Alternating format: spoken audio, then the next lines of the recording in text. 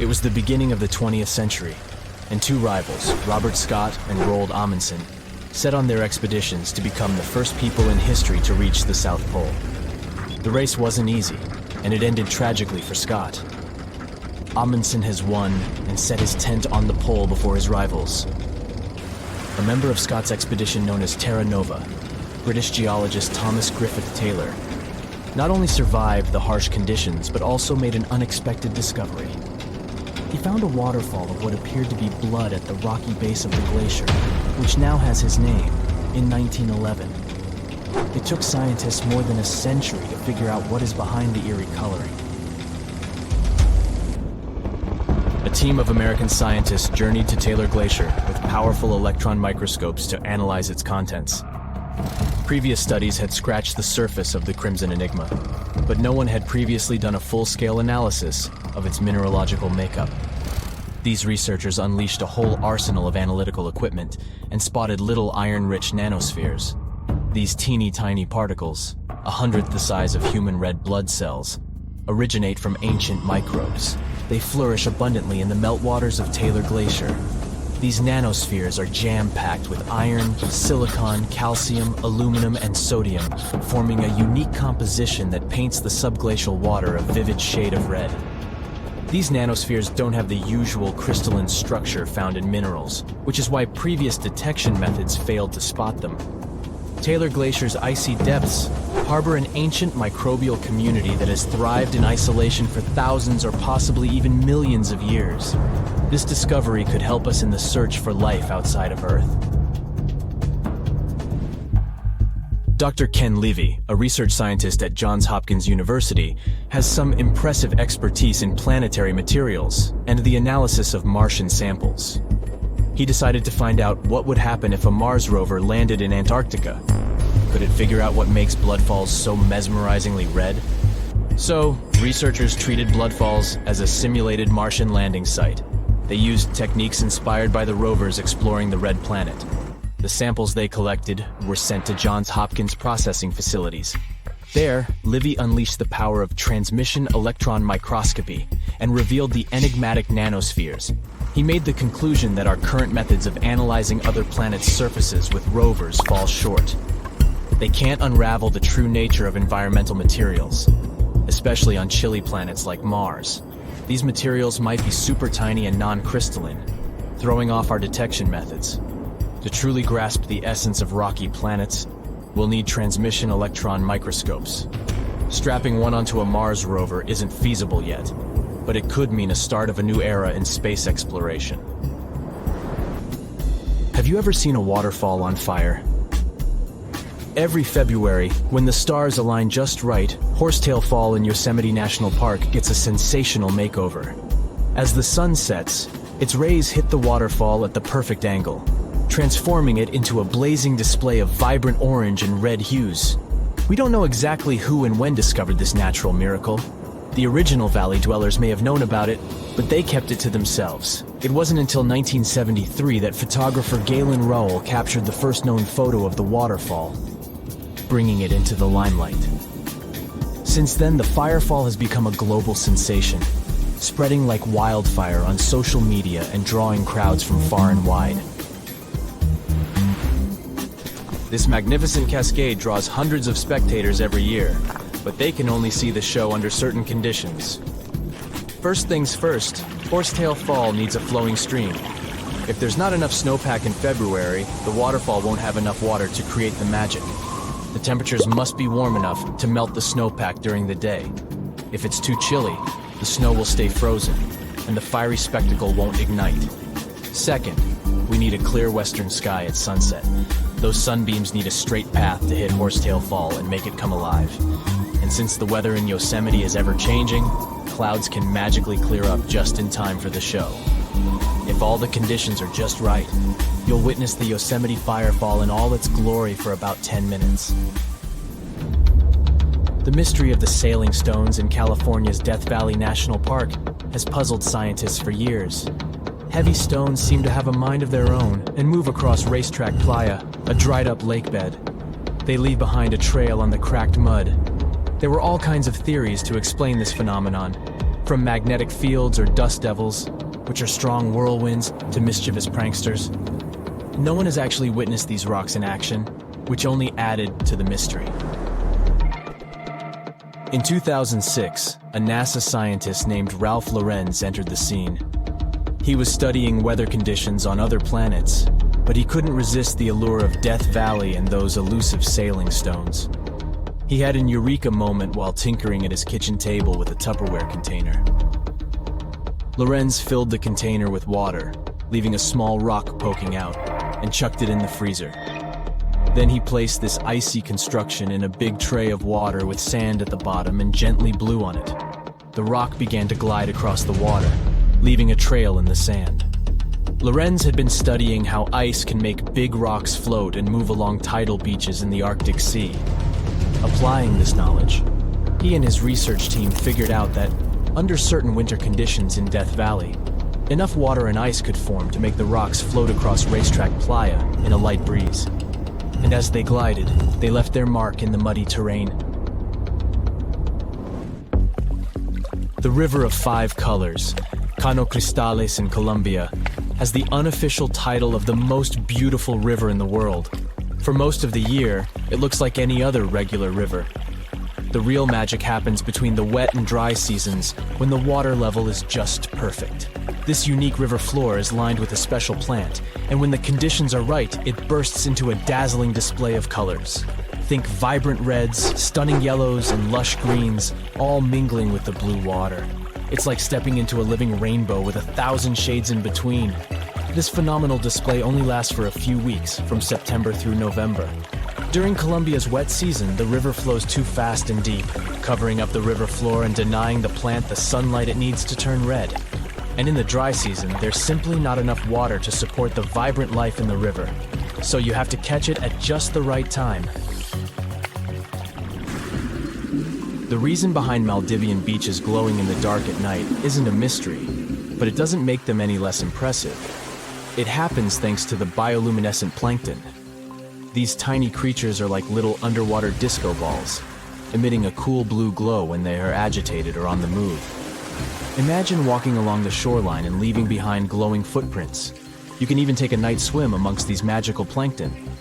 Researchers have discovered that their bioluminescence is actually a clever defense mechanism against predators. When these microorganisms flash their little blue lights, it disorients and surprises their attackers. The plankton produces this light using a chemical called luciferin. These enchanting plankton can appear at any time of the year. The best chances of seeing them in all their glowing glory are from June to December. During this period, there's a higher volume of plankton in the seas of the Maldives, creating the perfect conditions for a luminous show after the sun sets and the night sky takes over. You'll only witness the magic of bioluminescent plankton when tidal currents bring them close to the shore in large numbers. It's hard to predict exactly when this spectacular show will happen, so make sure to do your research and prepare to take photos with a high ISO to capture it, exactly like it looks in travel catalogs.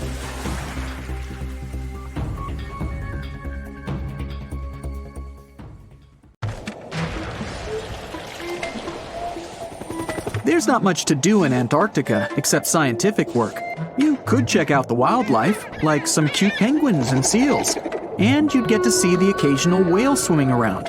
Antarctica is one of the biggest lands out there that's only inhabited by scientists and researchers from all over the world. These scientists dug a hole through some pretty thick ice to study the ancient air and how the atmosphere cleans itself. They used a special drill and dug a clean cylindrical hole 450 feet below the surface. Some of this ice can be up to 800,000 years old and is a good indicator of what the climate was like in the past. It's like checking out tree rings to determine how old a certain tree is, except it's more complicated than that. After the effortless digging, they decided to drop some ice to the bottom of the hole to see what would happen next. They heard some really unusual sounds.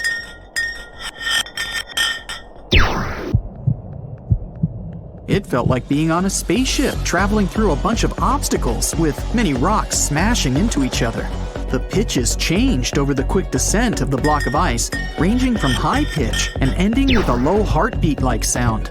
The scientists were puzzled when they first heard this and dropped some more ice, only to find out that the same type of sounds were being produced, just in different variations.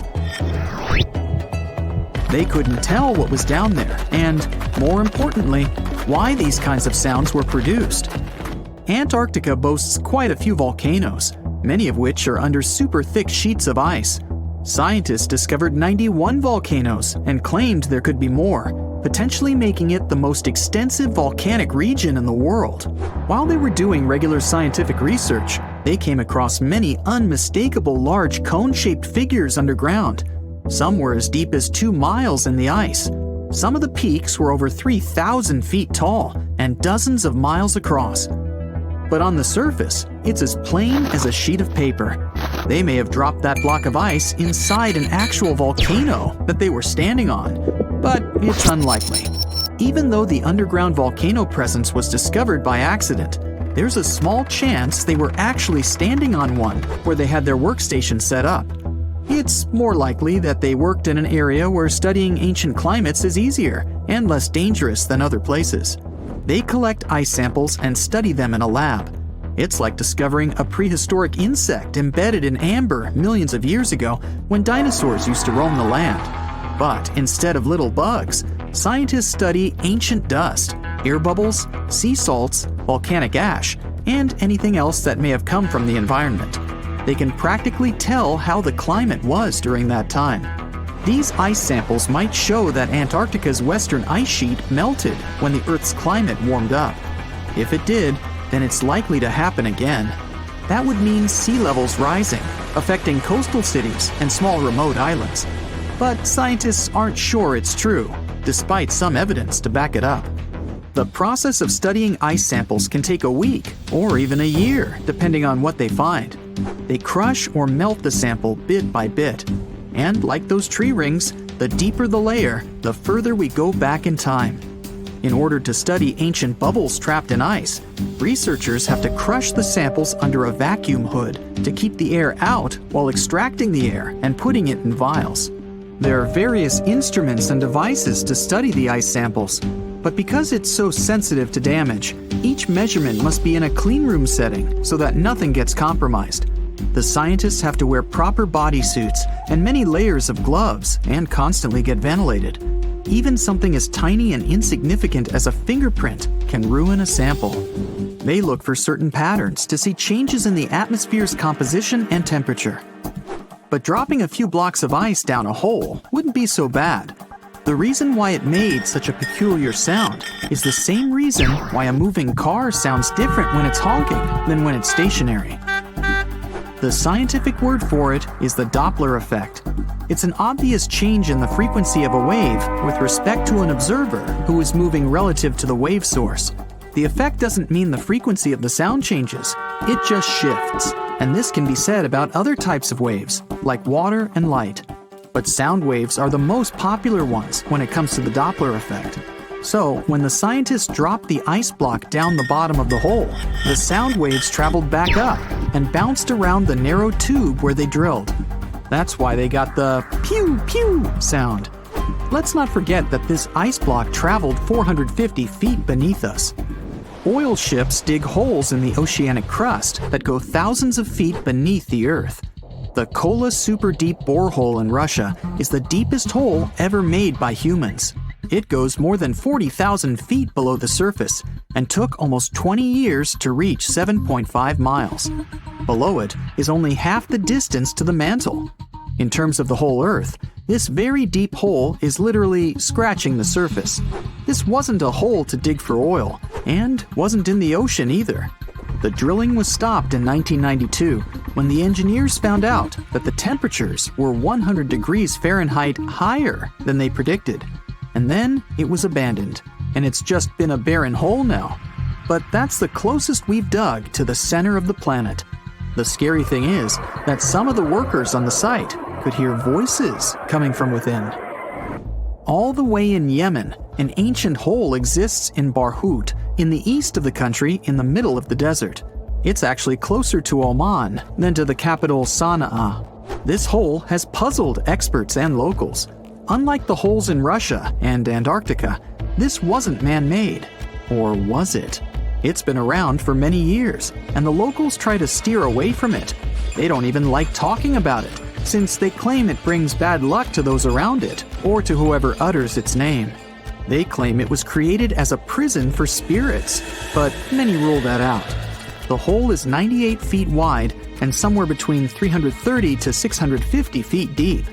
You can also hear strange sounds coming from the inside.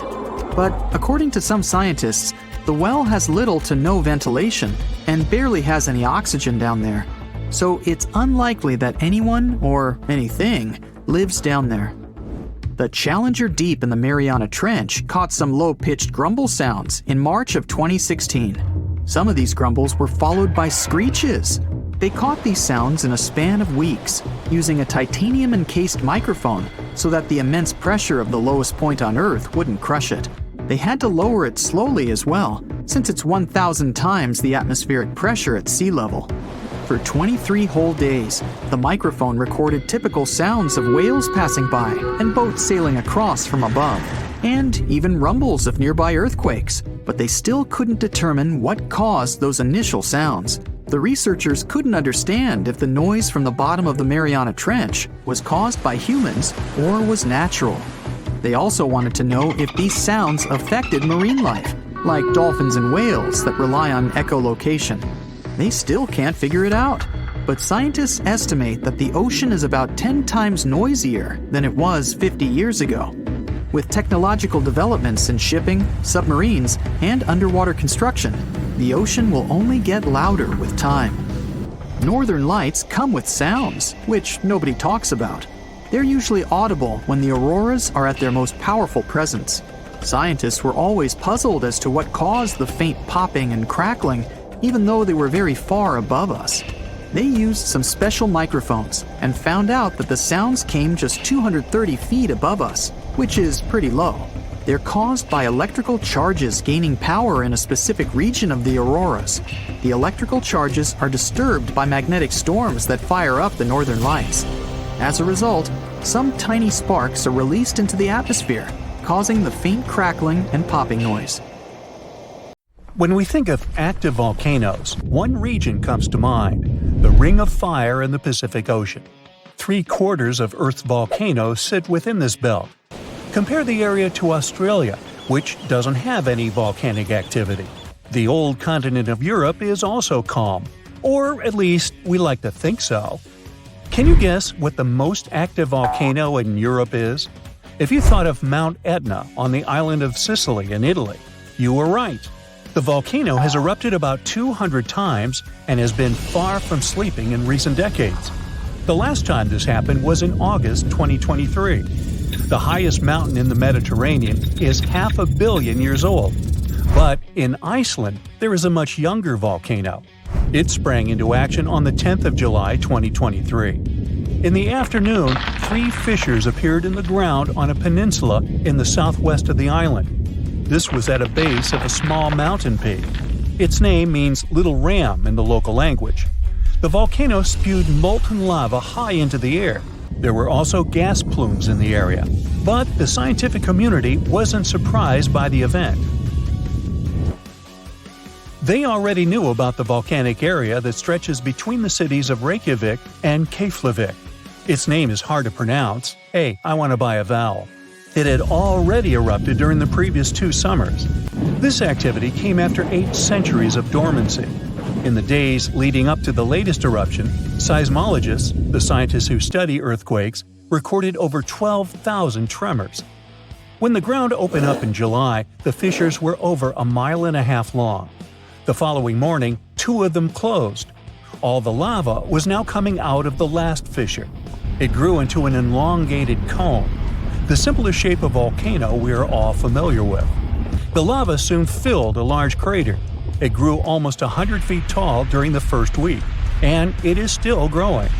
On the night when the eruption started, lava spread out in all directions. Its cinders set ablaze the dry moss in the vicinity. Local authorities closed off the surrounding area. There were toxic gases from the volcanoes and smoke from the burning moss. Firefighters flocked to the area. After a week, they proclaimed the area safe.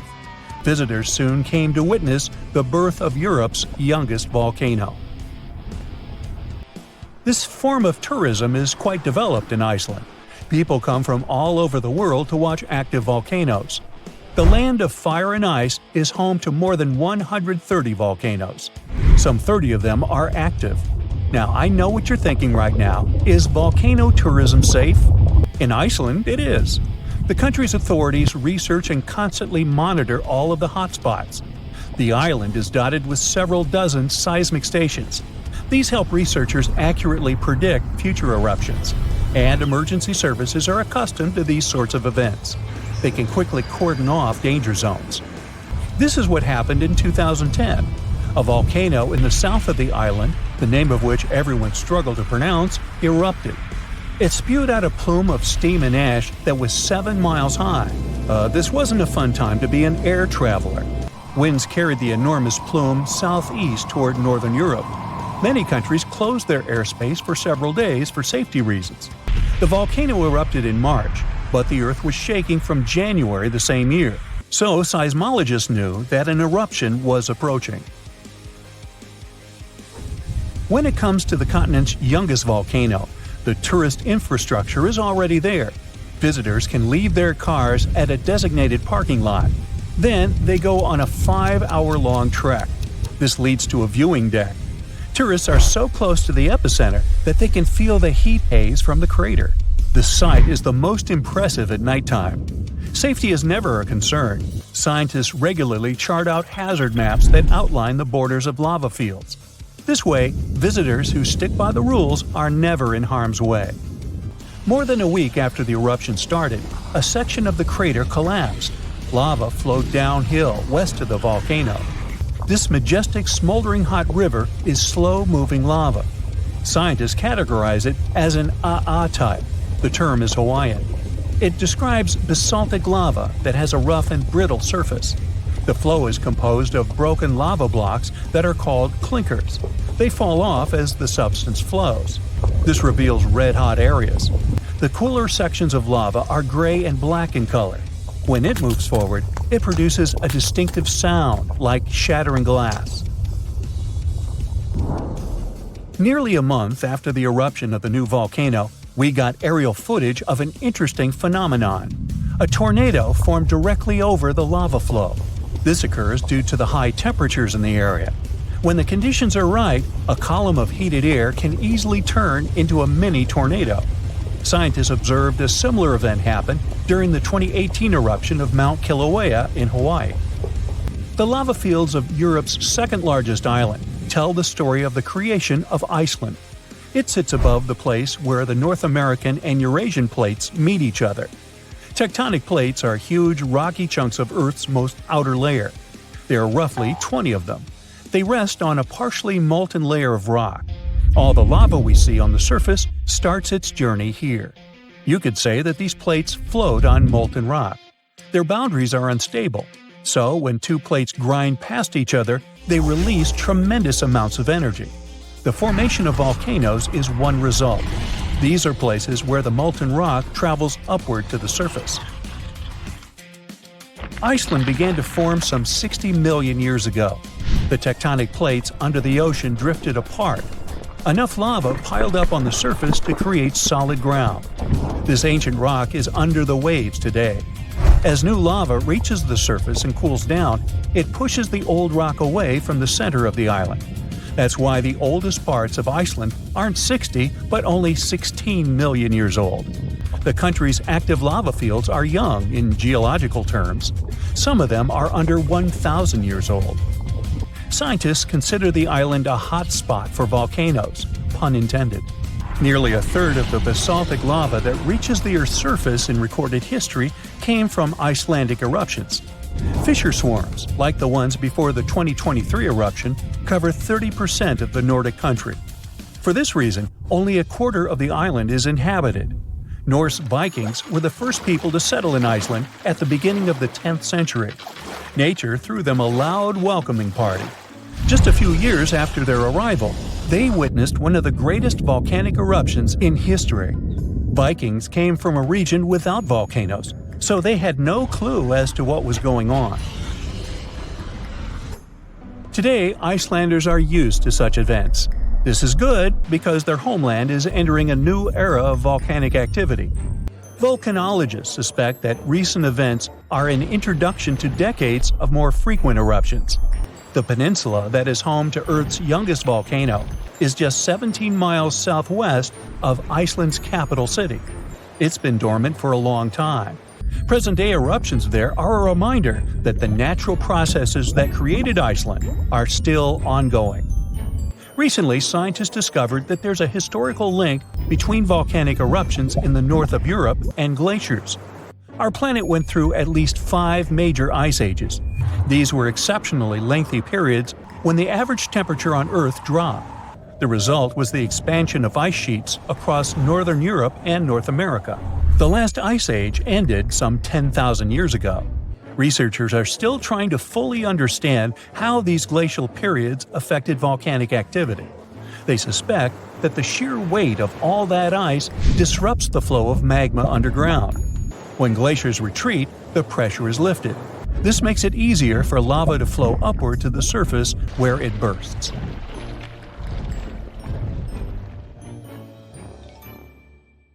The ground shakes beneath you. The pictures rattle on the walls. You hear a rumble off in the distance. Then, boom, a deafening explosion.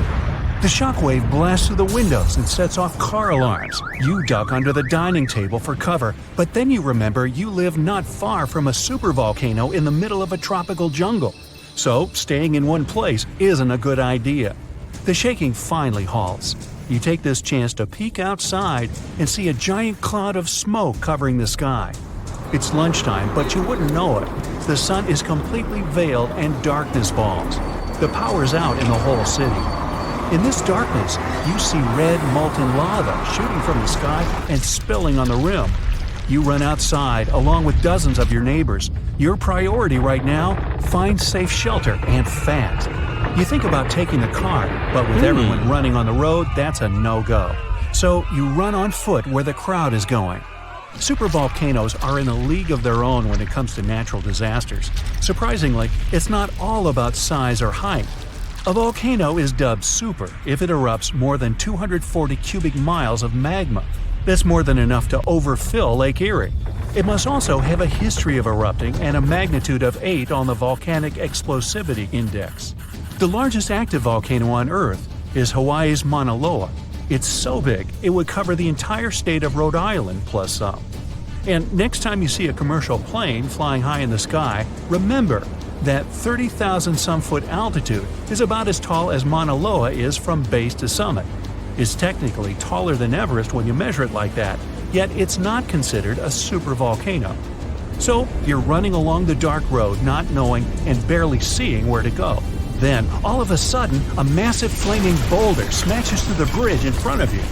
You and everyone else are now stranded on the side of the volcano, as it's getting more chaotic each second. Most of the crowd disperses, finding their own ways to safety.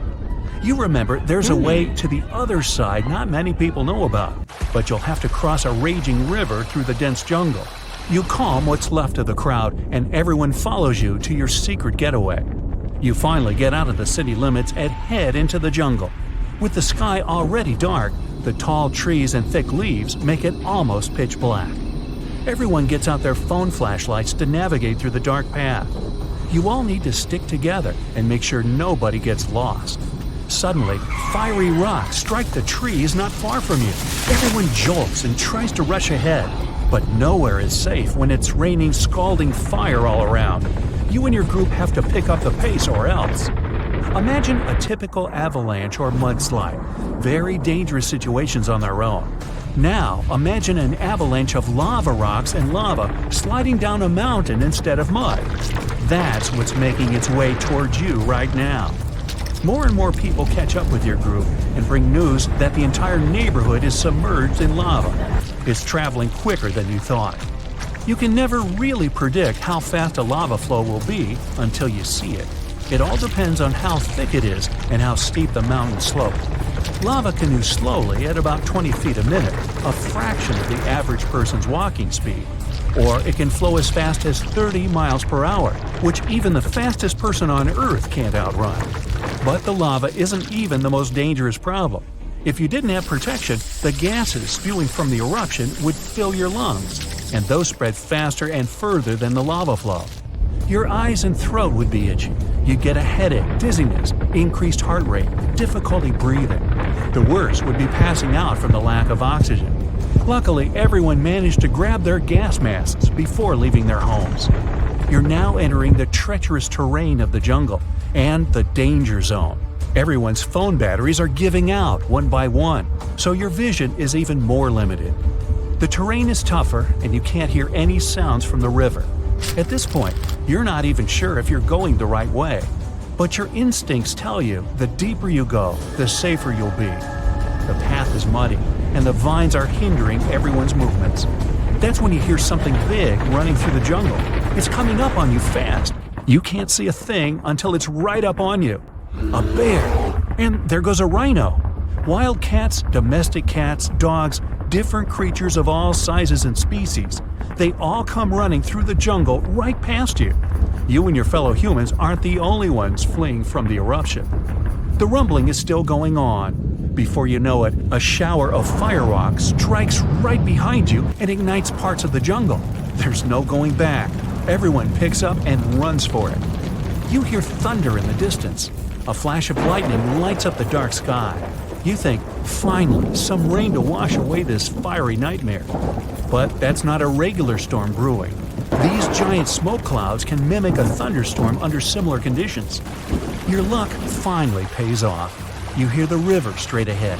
You reach the bank and have to hop on some stones to get to the other side. You almost slip when someone from the group catches you just in time. Whew, that was too close.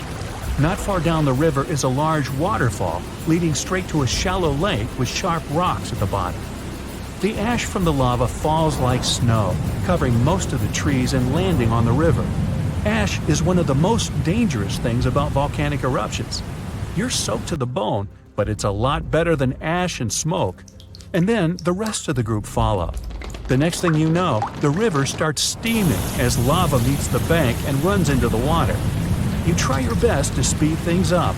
The lava can heat this water up to dangerous levels, and there are still people slowly crossing the river on the slippery rocks. Luckily, you manage to get everyone across. Well, almost everyone. You turn around and see someone's leg got caught between two rocks. The lava continues to pour into the river. You can feel the heat of the steam. You rush back to this person and try to pull them out. Their leg won't budge. Someone else from the group comes to help, and you're finally able to pull them out in the nick of time. You and everyone else, now exhausted from your trek, keep going as far as possible. That's when you see the main road that connects you to the broken bridge. There are others on the road that got out safely, and even some cars filling up with survivors and heading fast out of the area. The volcano is still spewing lava, and the entire city is flooded with it. What was once your town now looks like a giant burning lake. Planes and helicopters can't fly because of the smoke and ash, so don't count on an air rescue. You're still at risk even though you're on safer ground, so it's still too early to celebrate. Everyone continues to move away from the city. The further, the better. The ground continues to shake, but this time it's even more intense than before. Supervolcanoes are powerful enough to cause many earthquakes. But it's a good thing you're out in the open, far from the buildings and debris in the city. Now, back to reality. Rest assured that a volcanic eruption of this intensity won't happen for a very long time, as in millions of years.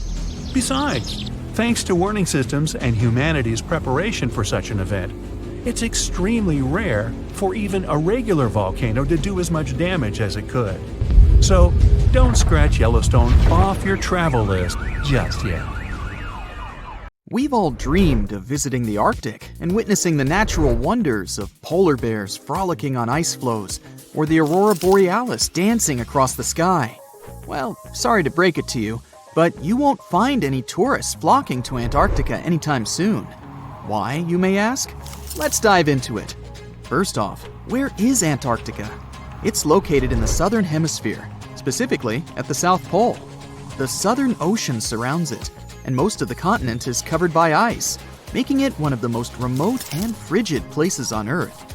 Now, have you ever met someone who's visited Antarctica? Probably not. It's one of the least visited places on the planet, and only a handful of lucky explorers have seen its interior, which is mostly made up of glaciers and ice fields. But trust me when I say the wildlife and scenery are out of this world. Why shouldn't you travel to Antarctica? Well, for starters, the environment is incredibly fragile and can be easily damaged. Plus, there are no native human populations on the continent, so your travels would essentially be like visiting an uninhabited island. And let's not forget that it's also one of the most expensive destinations to travel to. Despite all that, Antarctica is not exactly guarded like a fortress, but there is an international agreement called the Antarctic Treaty. This treaty was negotiated to prevent any unwanted activity on the continent and bans some forms of testing done there by member states. But the primary reason we can't just waltz into Antarctica is that it has a delicate ecosystem that needs protection. The treaty states that Antarctica should be used for peaceful purposes only and should be free from any human activity that could harm the environment. Scientists are still learning about the continent's unique ecosystem, and our activity and machines could disrupt the delicate balance that exists there. If you're still itching to go to Antarctica, getting permission isn't exactly a walk in the park. U.S. citizens, for example, need to complete a special form and send it to the Office of Ocean and Polar Affairs. And once you're there, you'll need to follow some strict guidelines to protect the environment, like not disturbing any wildlife or taking souvenirs like rocks, plants, or animals. Now, technically, can you live in Antarctica? While there are no laws banning people from living there permanently, it's a very inhospitable environment and unsuitable for human habitation. Temperatures can reach -76 degrees Fahrenheit and below, making it nearly impossible for anyone to survive without the proper equipment and experience. Plus, the nearest piece of land is over 1,000 miles away, making any inhabitants completely cut off from the rest of the world. Who knows? Maybe one day we'll get the chance to visit this unique and fascinating continent. But until then, let's admire it from afar. Let's now talk a bit about the discovery of Antarctica. Unlike other places that were already inhabited, Antarctica never had a native human population. Ancient Greek philosophers had an idea about the continent and called it Antarctos, meaning opposite the bear. The bears it refers to are not the polar ones though, but rather the Great and Little Bear constellations, which are only observable in the northern hemisphere. As a result, the term signifies the opposite of the land of the bear. Whaling and sealing voyages in the late 1700s and early 1800s would venture further south when rounding Cape Horn at the tip of South America. It was known that going further south often meant stronger winds, but also the risk of hitting floating ice of all sizes and of winds and seas that could prove dangerous to the ship and crew.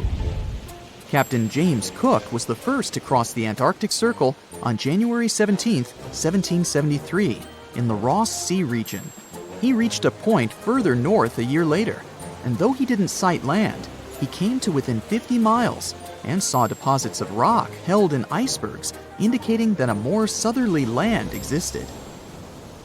The first sighting of Antarctica is widely acknowledged to have taken place in January of 1820, during the voyage of two ships under the command of Captain Fabian Gottlieb von Bellingshausen, as part of a 2-year exploratory expedition around the world to discover new lands. The captain's ships were the first to have crossed the Antarctic Circle since Cook. The first undisputed landing on Antarctica didn't happen until much later, on January 24, 1895, at Cape Adare during the whaling voyage of the ship Antarctic, led by Henrik Bull. A small boat with 6 or possibly 7 men on board rowed ashore during calm conditions. You might not believe it, but Antarctica is actually a desert. With all that ice, you'd think it'd be like a winter wonderland with snowball fights and hot cocoa all day long. When we think of deserts, we picture camels and cacti and people struggling to find water. But in Antarctica, it's a whole different story.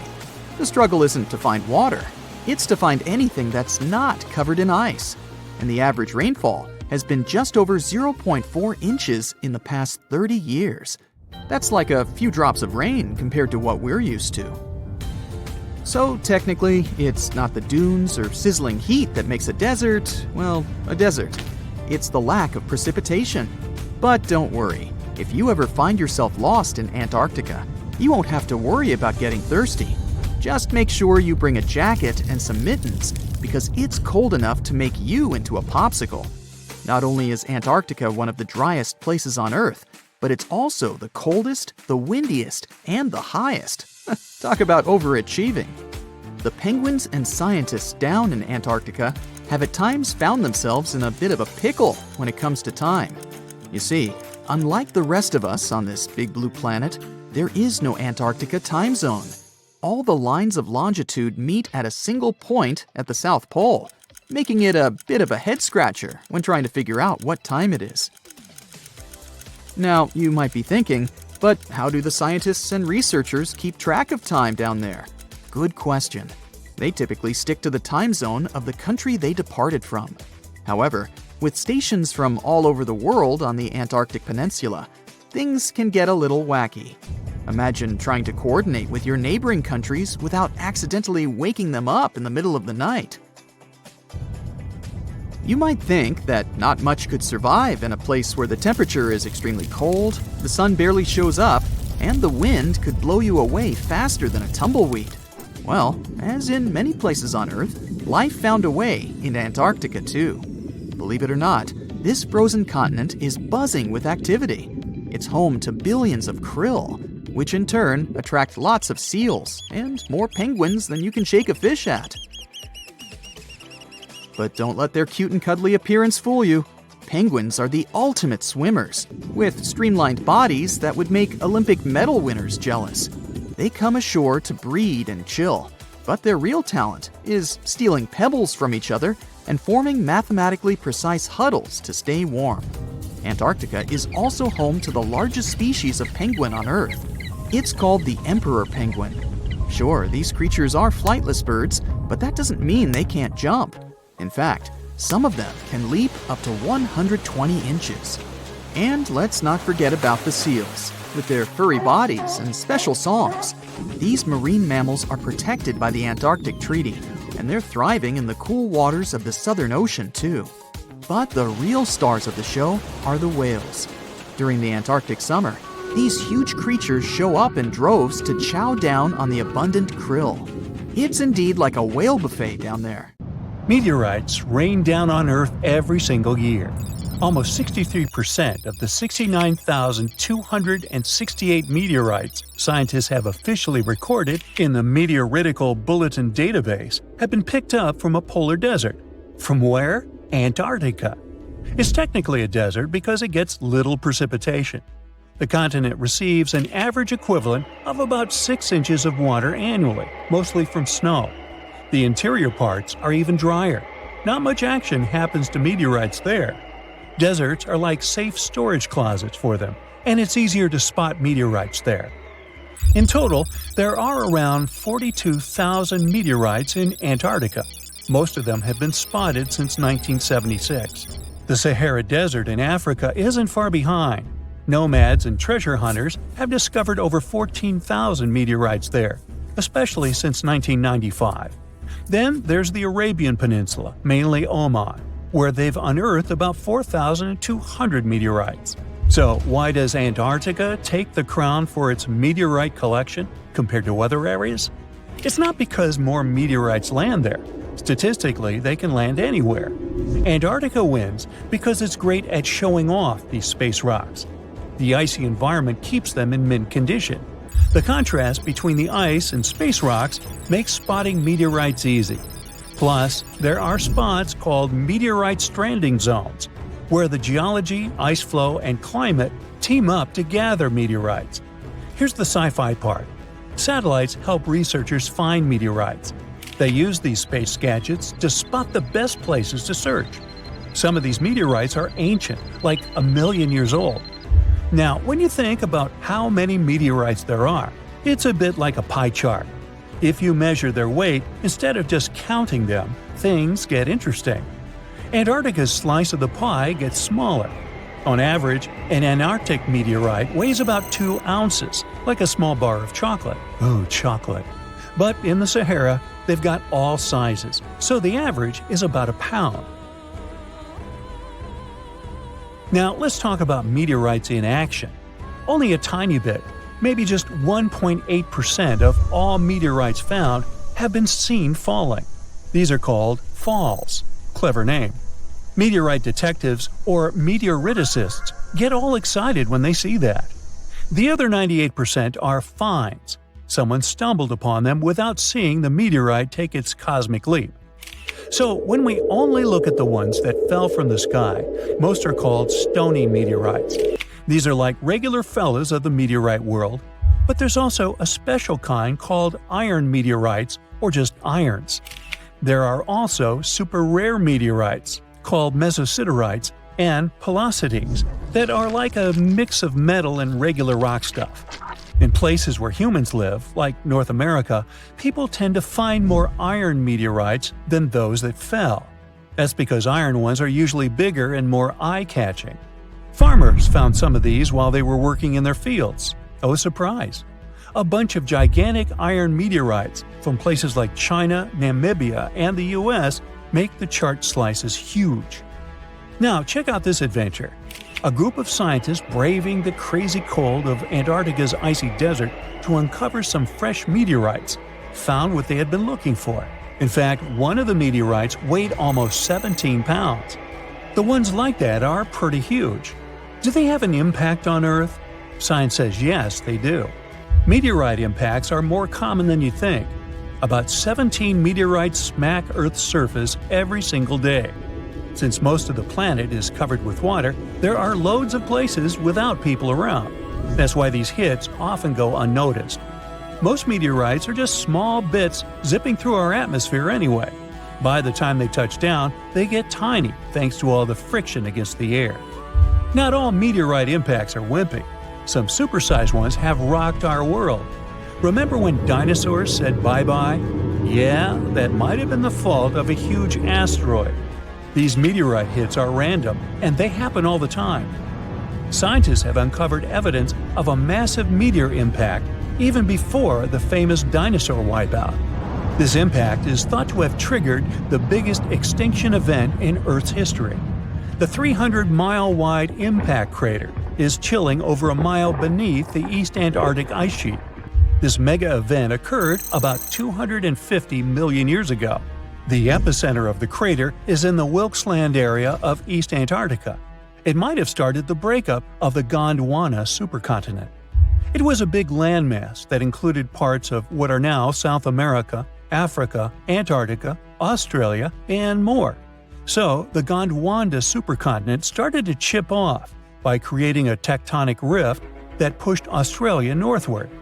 This Wilkesland impact surpasses the one that led to the dinosaurs' extinction in terms of scale and could have caused catastrophic consequences at the time. The Hoba meteorite is a huge chunk of space stuff chilling on Earth. It crash-landed about 80,000 years ago in Namibia. The thing is a heavyweight, like twice the size of the next biggest meteorite ever found. Interestingly, it also has a weird flat shape. Nobody's moved it since it fell, so we really don't know how deep it's hidden. But experts think it skidded along the ground like a stone skipping on a lake because it landed at an angle. That's why it didn't leave a big crater when it hit the ground. And it was discovered by chance. A farmer found the world's biggest single meteorite. He was plowing his field with an ox and a regular plow. Suddenly, he heard a scraping noise. It was the metal plow meeting the iron meteorite. The Mosi meteorite from Tanzania has been staying underground for centuries before scientists gave it a proper look. The locals loved this space gem, calling it Commando. It was known in town for generations. Mosi is made of the same stuff as its other meteorite friends on Earth, about 90% iron and 8% nickel. It weighs 25 tons. Let's talk about the El Chaco meteorite, part of the Campo del Cielo meteorite crew in Argentina. Imagine an almost 24-square-mile playground for space rocks. El Chaco, weighing 37 tons, decided to show up fashionably late in 1969. So, what if you found a meteorite? How can you tell for sure that it's not just some random rock? These space visitors have a few features that make them stand out from regular rocks. Firstly, meteorites are often heavier than they look because they're packed with heavy metals and dense materials. Secondly, most meteorites have some metallic iron, so magnets usually stick to them. If you've got a rock that's not magnetic, try suspending the magnet from a string. The third clue lies in their unusual shapes. Iron-nickel meteorites aren't smooth and round. Stony meteorites usually have a thin, crispy crust on the outside. It looks as if their surface melted a bit while moving through the atmosphere. Sounds like pizza to me. Suppose these tips won't help on your quest. Then consider this. Light-colored crystals are not meteorites. Those pretty things, like quartz, are common on Earth, but they don't hang out on other planets or moons in our solar system. Do you know those bubbly holes in volcanic rocks or melted metal slag on Earth? Meteorites don't have those either. Plus, scratching a meteorite shouldn't leave a mark. But if you scratch a dense rock and get a dark or red mark, the rock contains minerals like magnetite or hematite, which meteorites don't usually have. If you suspect finding a meteor in your backyard or something, try these tips. Just remember, to be sure, you've got to give rocks and minerals a real-life look from experts. And if you see one falling towards you, always remember to duck. The last time this volcano erupted was about 500 years ago, but recently, small tremors have grown really frequent, to such an extent that scientists have been recording more than 1,000 a month. I'm talking about the Campi Flegrei supervolcano in Italy. At one point, just a few weeks ago, the area was rattled by a 4.4 magnitude earthquake with 150 tremors in just one night. It was the strongest earthquake in over 40 years. A lot of locals spent the night in their cars, but in the morning, the shakes were followed by another earthquake, a bit weaker with a magnitude of 3.6. So, is Italy in danger? Well, the quake itself wasn't big enough to cause serious damage, but it evoked a lot of panic. At the moment, local authorities are working on grandiose emergency plans. If worse comes to worse, they'll have to evacuate hundreds of thousands of people.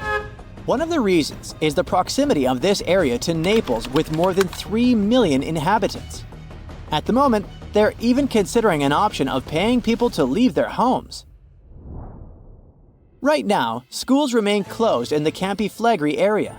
The authorities are allocating more than 500 million euros to ensure the safety of buildings and constructions in the area. A yellow alert is still in place in the region where 80,000 people live. There's the so-called red zone, which is the most dangerous area. There are 1,250 houses in this red zone, and all of them will be at high seismic risk if an eruption begins. Plus, more than twice as many will be at medium risk. Italy is a country prone to seismic activity, and Pozzuoli is a densely populated area that is located on one of the most dangerous supervolcanoes in Europe. Campi Flegrei has 24 hidden underground craters and dwarfs the better-known Vesuvius. Yes, the very volcano that wiped the ancient Roman city of Pompeii off the face of the earth in 79 CE. This city thrived near the base of Mount Vesuvius at the Bay of Naples. In the time of the early Roman Empire, 20,000 people lived in Pompeii. They were merchants, manufacturers, farmers, and others. The soil in the region was rich and fertile, so there were lots of orchards and vineyards. Strangely, no one knew that this black earth was the legacy of an earlier eruption of Mount Vesuvius. The area was a favorite summer destination for rich Romans. Sadly, at noon on August 24, 79 CE, all this prosperity came to an end. The peak of Mount Vesuvius exploded, sending a 10-mile-high mushroom cloud of ash and pumice into the stratosphere. For the next 12 hours, the eruption was wreaking havoc on the city. Volcanic ash and a hail of pumice stones, some of which were 3 inches in diameter, showered Pompeii. It forced the city's occupants to flee in terror. Around 2,000 people holed up in stone structures and cellars, paralyzed by fear. They hoped to wait out the eruption. Who knows? Maybe if they had decided to leave the city immediately after the beginning of the eruption, they would have had some chances to survive. A westerly wind protected the city from the first stages of the eruption. But soon, a giant cloud of hot ash and gas rushed down the western slope of Vesuvius. It engulfed the city, burning everything in its way.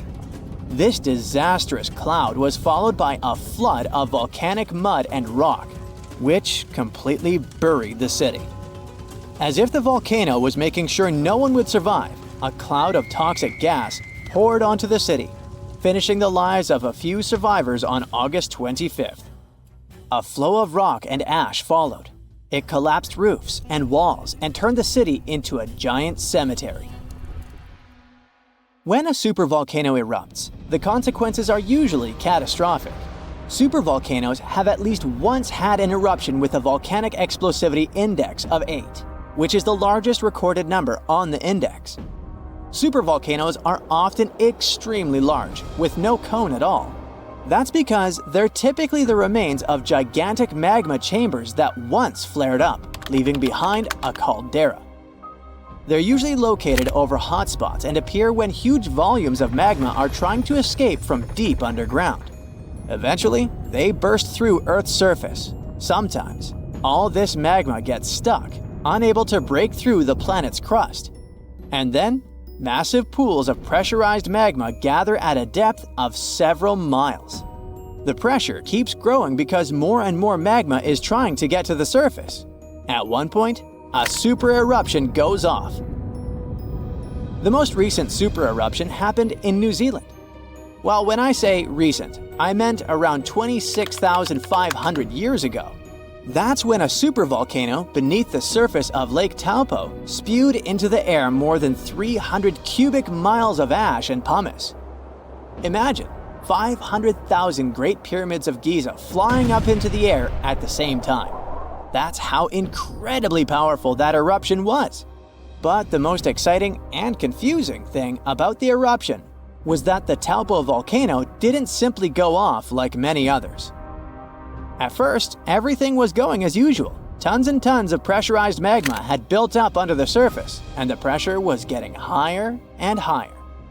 But after the rock cracked and the first portion of lava rushed out of the crater, something went wrong, and the supervolcano took a break. Only several months later, the disastrous eruption shook the ground. Thousands of tons of lava, rocks, and ash flew high into the atmosphere. The unusual pattern of Taupo still confuses scientists. The Indonesian eruption at Toba Caldera 75,000 years ago was the largest eruption in the last 2 million years. Experts estimate that the eruption could have released hundreds of thousands of tons of sulfuric acid, which might have even caused a several-degree cooling of the planet's surface.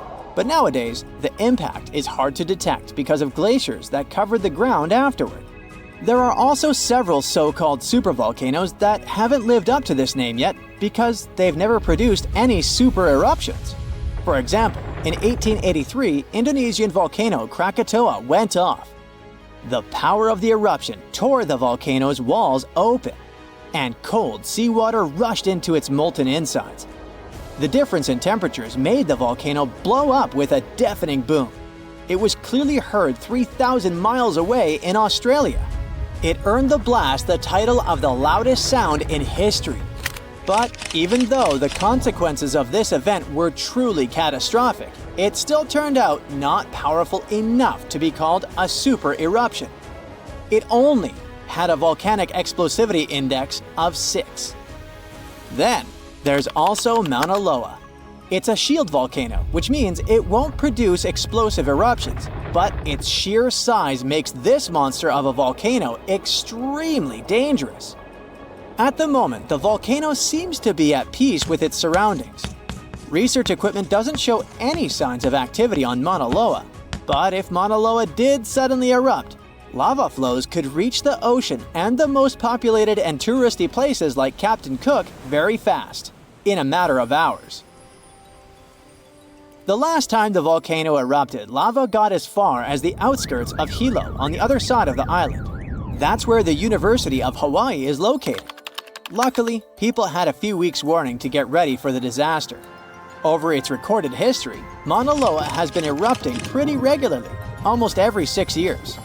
On the bright side, big island volcanoes including Mauna Loa aren't really very volatile. That's because they're shield volcanoes. These volcanoes got such a name because they aren't really very high and resemble a warrior's shield placed flat on the ground. Shield volcanoes are formed by very fluid lava. It travels way farther and forms much thinner flows than the lava erupted from a stratovolcano, which is conically shaped and tall, like the infamous Krakatoa in Indonesia. So, if Mauna Loa erupts, there probably won't be ash clouds or tons of debris. The most dangerous thing will be lava. Since Mauna Loa is a shield volcano, its lava is extremely fluid and voluminous, which allows it to flow far and fast. Do you know that NASA explores not only stars, planets, galaxies, or black holes? Hard to believe, but yes. The agency also works on discoveries here on our home planet Earth. So what has NASA recently discovered? Is there life under the ice? While they were analyzing data recently, they discovered something unbelievable hiding under Antarctica's ice. And this discovery not only changes everything we know about the whole water system of the Earth, but it may also help with research about life in space. Humankind's existence might depend on understanding Antarctica and its secrets. So, the recent discoveries reveal vital information about our survival. But before we continue, let's see how much you know about this place, where it's only ice as far as your eyes can see. Antarctica is one of the world's 7 continents in the southern hemisphere. It's the 5th largest continent in terms of total area, and that means it's almost twice the size of Australia. Want to see real meteorites? Go to Antarctica. Due to its dry climate, Antarctica is one of the best places to observe space. But what's even greater is that you can find meteorites on the white surface of the continent. Scientists have already plucked about 45,000 meteorites from the ice, and they think they can see another 300,000. Since there aren't many terrestrial rocks there, it's easy for them to spot them, thanks to their dark color. Antarctica's dry desert environment also helps preserve them, even the ones that fell to Earth more than 1 million years ago. And can you imagine any volcanic activity in Antarctica? It's hard.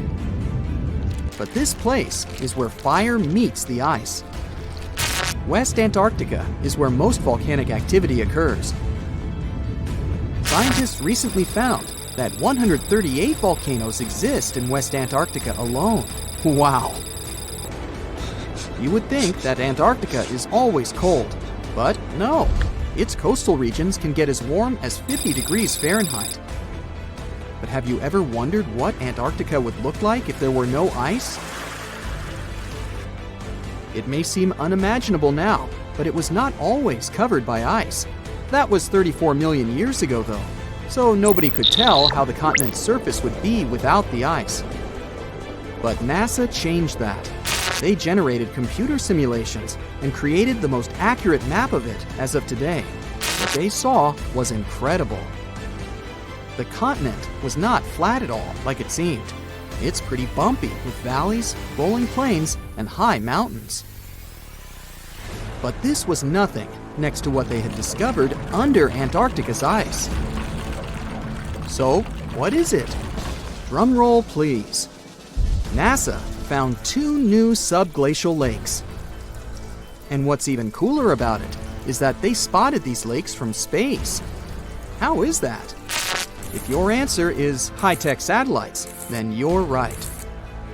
In 2003, NASA launched a satellite called IceSat. It measured ice sheet mass balance and cloud and aerosol heights. The satellite also helped create the ice-free map of Antarctica. In 2010, the European Space Agency launched the second satellite, Cryosat-2. It was for tracking the changes in the thickness of the ice. Then, in 2018, NASA launched the third one, IceSat-2, a follow-on to the IceSat spacecraft. It measured ice sheet elevation and sea ice thickness. It was NASA's most advanced Earth-observing laser instrument. It delivered the highest precision data. And when that was combined with the data from the other satellites, it was possible to spot these two new lakes near a pair of larger ones. But how is it possible that these lakes exist in the first place? The average thickness of most Antarctica ice is approximately 1.2 miles. However, it can get over 1.8 miles thick in some places, especially during the winter. So, you might think that there's nothing under there, but science says otherwise. It's not quite possible to see it with your bare eyes, but the continent's ice is slowly but constantly flowing in different directions under the force of its weight. But scientists could not figure out how water moved for many years. That started to change in 2007, when data gathered from the IceSat provided insight into what hides beneath the surface. They first discovered an entire network of meltwater lakes connected under Antarctica's fast-flowing ice streams, and there were hundreds of them. Scripps Institution of Oceanography glaciologist Helen Amanda Fricker figured that the elevation changes measured by IceSat happened because of the dynamics of these lakes. They did not hold meltwater statically. Instead, they were filling and draining continuously over time through a system of waterways. And as they did that, the ice above rose and fell. But where do they drain? The ocean, of course, and it drains a lot. A recent study, co-authored by Fricker, found that the drainage of one lake flushed as much as 198 billion gallons into the ocean in only 3 days. Countless mysteries about how nature works are still waiting to be solved. But finding the two new lakes will give scientists a better picture of how fast the Antarctic ice sheet will change as the climate gets warmer, and how this will affect global ocean currents and sea level rise. The filling and draining cycle of the lakes also cause the ice sheet to suffer cracks and crevices. So, the information they find from these new lakes will also give them a better understanding of the damage on the surface of the ice. They will also be able to assess how this filling and draining system influences the speed at which ice slips into the oceans and seas. And that means they can evaluate how the added freshwater may alter marine ecosystems. This discovery may also suggest whether life is under the ice. Wow! Scientists drilled through about 3,504 feet of ice and found that water samples taken from one of the lakes contained approximately 10,000 bacterial cells per milliliter. Such a high number of bacterial life is a good sign, because that means the icy waters might also support higher life forms, such as microanimals, and one of these new lakes might even be their home. But the most exciting thing is that the new lakes might help them understand whether life on other planets is possible. Scientists believe any life below the frozen surface of the planet Mars might follow the patterns seen in Antarctica's lakes. So, there is a possibility that they might find critical new information on the type of life that may have existed on the red planet. You wouldn't want to be there during the winter, though. The lowest temperature on Earth you can experience is negative 128 degrees Fahrenheit. In 2010, there was an even lower temperature of negative 135 degrees Fahrenheit, and you may feel this cold much worse due to the strong and dry winds. Did you know that the size of the ice surface on Antarctica also changes throughout the year? It's about 1.2 million square miles during the summer, but when it's winter, it grows to 7.3 million square miles. Yet, despite the change, it remains the largest piece of ice on Earth. Sorry, Arctic, you lose.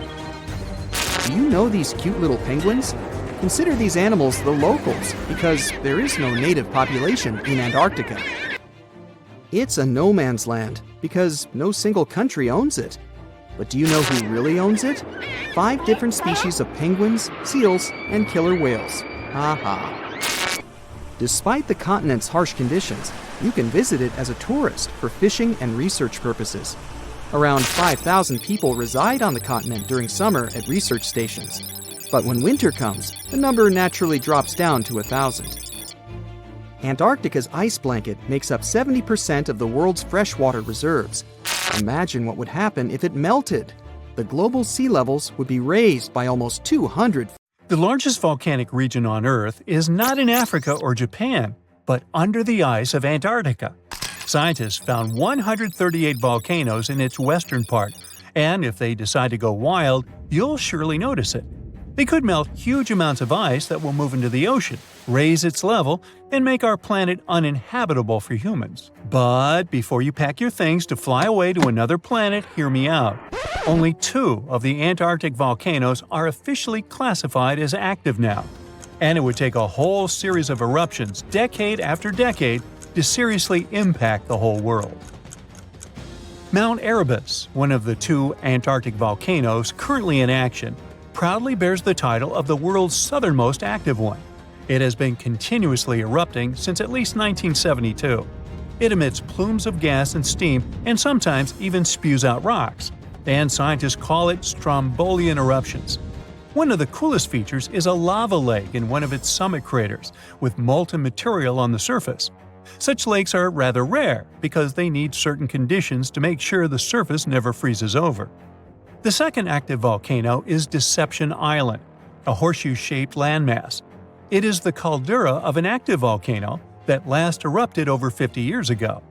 Scientists who monitor it say it shouldn't go wild anytime soon. Antarctica also has plenty of fumaroles. Those are volcanic vents that release gases and vapors into the air. In the right conditions, they can spew out enough stuff to build fumarolic ice towers up to 10 feet tall.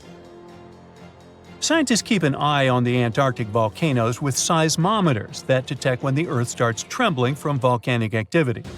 Sometimes they also use more complicated tech, but it's all really challenging because of how far away this polar region is and how tricky it is to get there. That's why no one can predict when one of the continent's volcanoes that are now sleeping might erupt. We can guess what this waking up would look like if we analyze the events from nearly 20,000 years ago.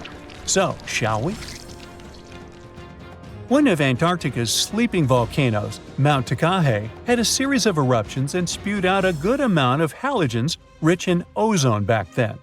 Some scientists say these events warmed up the southern hemisphere. Glaciers started to melt and help finish the last ice age. For these events to repeat, we'd need a series of eruptions with substances rich in halogens from one or more volcanoes that are now above the ice. It's an unlikely scenario, but since it already happened in the past, it's not completely impossible. As for volcanoes hiding under a thick layer of ice, it looks like their gases would hardly make it to the atmosphere, but they would be strong enough to melt huge caverns in the base of the ice and produce a serious amount of meltwater. The West Antarctic ice sheet is wet and not frozen to its bed, so this meltwater would work as a lubricant and set the overlying ice into motion soon. The volume of water that even a large volcano would generate in this way is nothing compared to the volume of ice beneath it. So, a single eruption wouldn't make a difference. But several volcanoes erupting close to or beneath any of the western Antarctica's big ice streams would. Those ice streams are rivers of ice that take most of the frozen water in Antarctica into the ocean. If they change their speed and bring unusual amounts of water into the ocean, its level will rise. As the ice would get thinner and thinner, there would be more and more new eruptions. Scientists call it a runaway effect. Something like that happened in Iceland. The number of volcanic eruptions went up when glaciers started to recede at the end of the last ice age. So, it looks like, for massive changes, several powerful volcanoes above the ice with gases full of halogens need to get active within a few decades of each other and stay strong over many tens to hundreds of years. Antarctica stores around 80% of all the fresh water in the world, and if they melted all of it, global sea levels would rise by almost 200 feet. And then we'd have to look for a new planet to live on. But this again is an unlikely scenario. It's more likely that the eruptions under the ice will lubricate ice streams and seep water into the ocean. But it wouldn't be the end of the world. A super strong, super angry supervolcano could do it though, and it has already happened in the past. Over 200 million years ago, the world went through a major makeover with not one, not two, but 4 massive volcanic eruptions in huge pulses.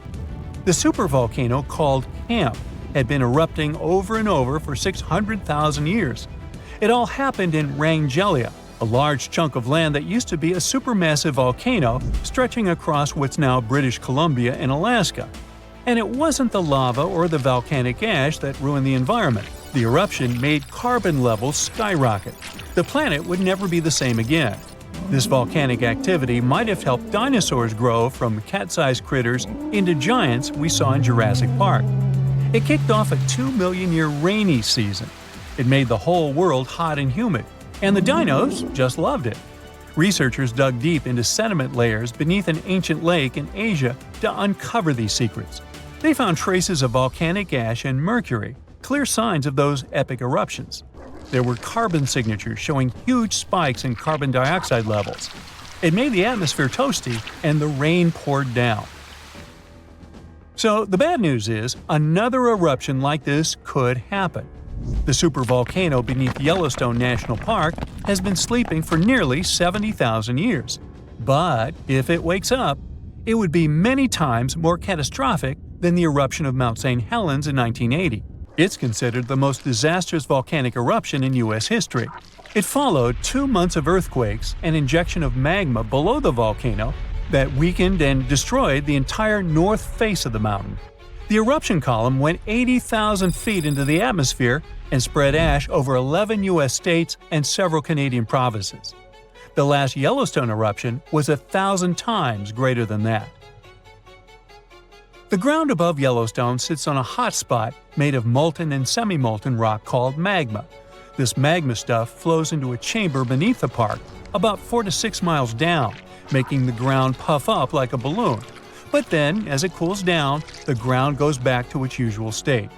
Volcano watchers have been keeping an eye on this for a century.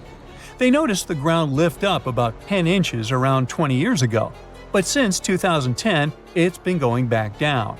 The experts say we have no big eruptions on the horizon, so doomsday isn't coming anytime soon. But there's some underground activity going on lately which keeps us interested. Since humans haven't been around to witness every little thing Yellowstone does, it's kind of tough to say for sure what's brewing down there. Yellowstone has had some epic eruptions within the last couple million years. They happen like clockwork, with gaps of 600,000 to 800,000 years between them. The last big one was around 640,000 years ago, and it basically reshaped the entire landscape, spreading ash and debris as far as Louisiana. You can still see the aftermath of the last big eruption in the Yellowstone caldera today. Experts say a massive eruption like the last one is an unlikely scenario. We're more likely to see eruptions of steam and hot water or lava flows. When and with what force it will wake up remains a mystery to scientists. If all the volcanoes on Earth suddenly erupted together, it'd be loud. We'd also have around 1,500 of these formations bursting at once. Now normally it's just 10 to 20 volcanoes that are active each day. But what would the world look like if they all blew their tops simultaneously? Geologists think it wouldn't be pretty.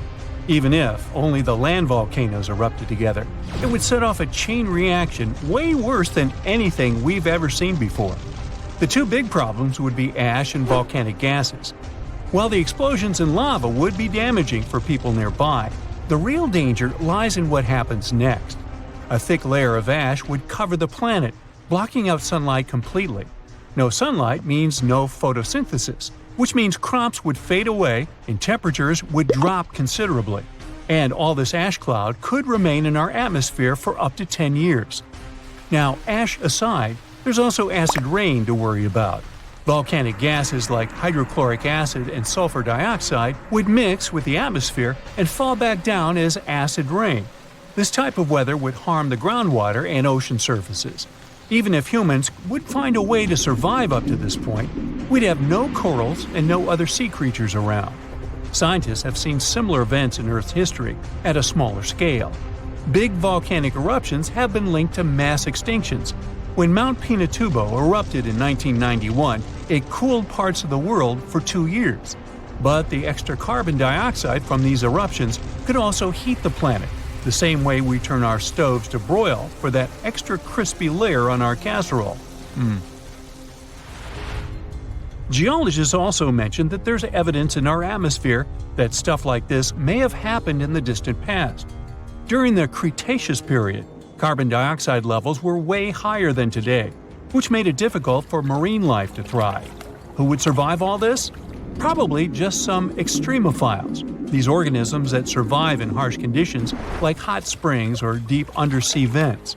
As for humans, we could all lay low in underground bunkers until things clear up, or build multiple space stations that could fit us all. Yeah, right. The chances of all volcanoes erupting at once, though, are very slim. Whew! That's because there isn't one giant source supplying all the volcanoes on Earth. Each one of these openings has its own deposit of magma, except for a few cases where they indeed share the supply. For example, in 1912, Nova Rupta in Alaska erupted alongside another volcano sharing magma. Scientists have also found evidence of magma hiding under volcanic areas, like under the Taupo volcanic zone in New Zealand. This magma can spread out horizontally for long distances, but is still just a local feature. Even if we consider all the magma under Taupo as one system, it's not connected to other volcanic areas like Indonesia or the Philippines. Because the great majority are isolated, volcanoes can't sync up to erupt at once. The magma comes from different processes like mantle decompression or adding water to the mantle through subduction. There's no way to make all these different volcanoes erupt together because of how tectonics work. Now, that doesn't mean we won't see interesting volcano activity in the future. Take an underwater area near British Columbia, where recently about 200 small earthquakes per hour have been noted. Deep beneath the Pacific Ocean floor, off the coast of Vancouver Island, magma is set to erupt, heating the water so much that it'll bubble like soda. However, this event will likely go unnoticed by anyone other than scientists. The anticipated eruption will most likely happen around 3 miles below the ocean surface. Scientists explain that the earthquakes range from negative to 4.1 magnitude, meaning only those nearby would feel any tremors. This unusual activity gives us a rare opportunity to study how the Earth's crust forms. The magma beneath the ocean floor is estimated to be almost 1,500 degrees Fahrenheit, but will cool rapidly upon eruption and contact with water. This runny rock will solidify upon contact with the seafloor, turning black quickly. This event will be useful for biologists too, who will have the opportunity to study the marine animals' response to any changes, like run! Antarctica, often seen as a vast icy continent, also holds a volcanic surprise beneath its frozen surface. Researchers have identified over 130 under the western ice sheet alone, making it the largest volcanic region on Earth. Most of these volcanoes, about 90, were only recently discovered in 2017. But could any of these Antarctic volcanoes actually erupt? Well, it depends on which volcano we're talking about. While these formations are relatively young in geologic terms, it's hard for scientists to tell if they're still active or not. There are only 2 confirmed active volcanoes in Antarctica, Deception Island and Mount Erebus. The latter, standing tall as the highest peak on the continent, has been continuously erupting since at least 1972. It's known for emitting gas and steam, and sometimes even throwing out rocks in what are called strombolian eruptions. One of its most notable features is a persistent lava lake in its crater, a rare phenomenon due to specific conditions needed to keep the surface molten. For instance, it's fueled by a steady supply of magma from deep within the Earth's mantle. This continuous inflow of molten rock provides the material for the lava lake to exist. It also features low ambient temperatures. Despite its location in Antarctica, Erebus has relatively mild temperatures in its summit region because of the heat generated by the volcanic activity. This allows the lava lake to remain liquid rather than freezing over. Deception Island, another active volcano, last erupted in the 70s. While it's currently not showing signs of imminent eruption, it's being monitored closely for any concerning activity. Apart from these two being confirmed to be active, Antarctica is dotted with fumaroles, openings in the Earth's crust that release gases and vapors. Sometimes these fumaroles can create icy towers reaching heights of 10 feet. What we should focus on is maybe supervolcanoes. They're this type that has the potential to produce the most massive and destructive eruptions. Unlike the typical one, which has a single vent, supervolcanoes have a vast magma chamber beneath the surface, spanning tens or even hundreds of miles in diameter. Their eruptions can have catastrophic effects on the surrounding area and even impact global climate patterns because of the amounts of ash and gases they spill out into the atmosphere. One famous supervolcano is the Yellowstone one, which some say is gearing up for another eruption. It has the capacity to unleash a colossal eruption, spewing over 240 cubic miles of material. As much as we'd like to predict its behavior, volcanoes don't stick to a calendar. On the contrary, eruptions simply happen when there's enough magma beneath the surface. There also needs to be enough pressure for the magma to travel upwards. As far as we can measure, these conditions are not currently met at Yellowstone. Sure, many volcanoes operate on a cyclical pattern, but that doesn't mean Yellowstone is overdue. In fact, Yellowstone has had just 3 major eruptions over the past 2.1 million years. Also, the term supervolcano refers to the formation's size, not necessarily how fussy it is. Yellowstone's monitoring is extensive, tracking seismicity, ground deformation, thermal emissions, gas, water chemistry, and surface changes. Signs of an eruption would include thousands of earthquakes over a short period. We'd also see deformation on the ground and weird gas emissions ahead of time. Stable, as it might look like for now, the consequences of it having a major eruption could look ugly. Ash dispersion could blanket a 500-mile radius, potentially disrupting Midwest agriculture and clogging waterways. Ash and gas emissions into the stratosphere could induce global climatic effects, making our planet colder for several years. And yes, we've seen some research that it shows there's more liquid molten rock under the Yellowstone volcano than scientists believe. But that doesn't translate to imminent danger.